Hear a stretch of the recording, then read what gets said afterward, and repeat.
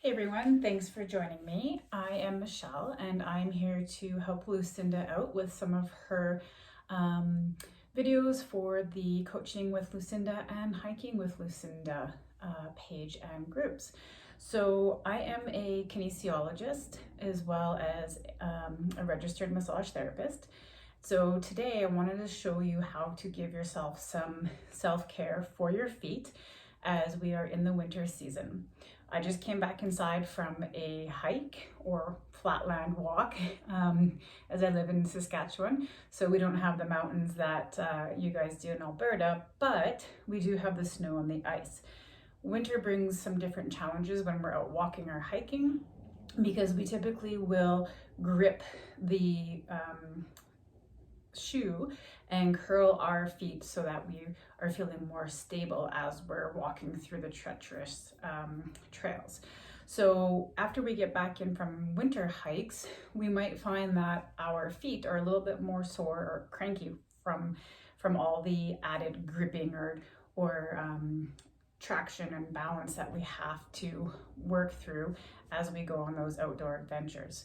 So to give those feet a little bit of love when you get back from your hikes, really easy thing to do. You're gonna first take your foot, clasp your hand at the base of your ankle, and just do a few circular rotations going in one direction, and then circle back going in the other direction. You might hear some clunking or some snapping, and that's okay as long as it's pain-free. That's just the joint articulating throughout each of those rotations, okay?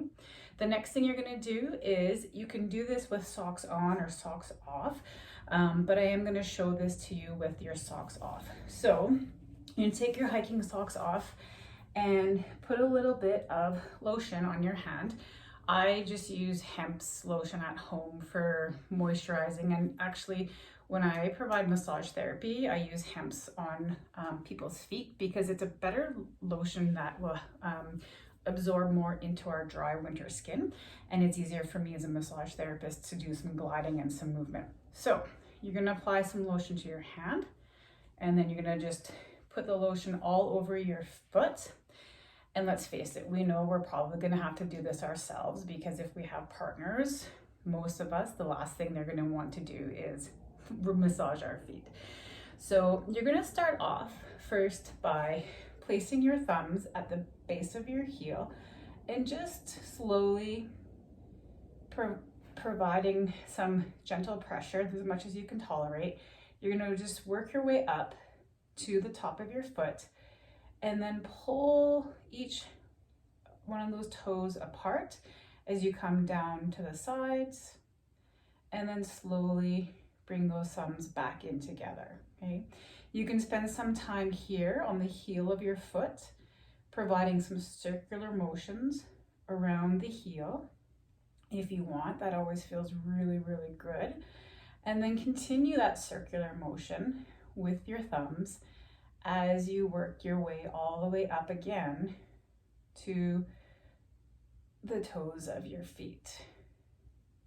Once you get to the top, you can even pull those toes a little bit and give them a little bit of a stretch, and that'll help the joint relax and release a little bit more. And then I like to come back up to the top of my foot, and again, using my thumbs, slowly spread the ball of the feet outwards to the side, because we want to think of making the foot as wide as we can and creating a lot of space between each one of those joints within the ball of our foot.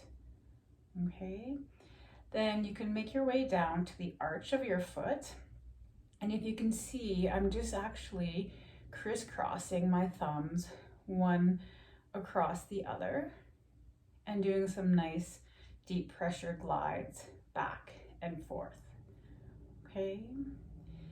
And then to return to the bottom of your foot, you can come down to your heel. And now depending on how you're feeling, what I like to do is I like to use one hand, apply it to the top of my foot, take my other hand, make a fist, and then you can just strip your foot by applying pressure through your knuckles and bringing it up nice and slow to the toes. And again, spread those fingers to spread the width of the foot. And then you can come back down. You can take those knuckles and go in a nice circular motion as well, nice and slow, with the intention of really focusing on creating space in those toes. Then you can also take your fingers and interlace them between your toes and spread them out. So you want to create some splaying of the toe, okay? And then as you're working your way through that, you can spend as much time as you want working on your feet and doing as many different movements and applying various amounts of pressure as you feel comfortable with. There's no right or wrong way to provide your own foot massage. Really, it boils down to how long you want to or can do it for, and how sore those feet might be. You can even massage the tops of your feet. You can see how I'm just slowly working my fingers on the top of my feet along each ridge of the bone and joint.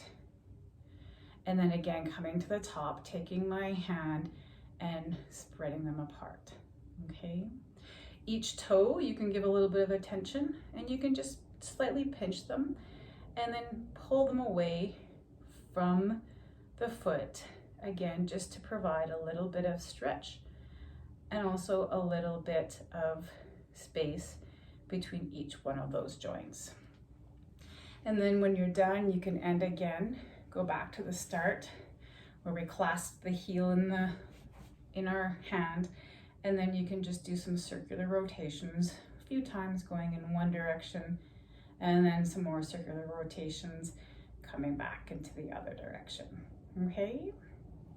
So I hope you enjoyed this little quick video about how to provide yourself a nice foot massage. And just remember, when you are outdoors in the wintertime walking, our muscles and our bones do take a different challenge than they did in the summer and spring on our hikes and our walks. So we want to be extra aware of making sure that they're feeling better and making sure that you can give them the attention and sometimes the rest that they may need, because walking on icy and treacherous trails can provide a lot of added strain that our feet aren't necessarily used to from nice summer hiking, okay? Have a great day, and I hope to touch base with everybody again.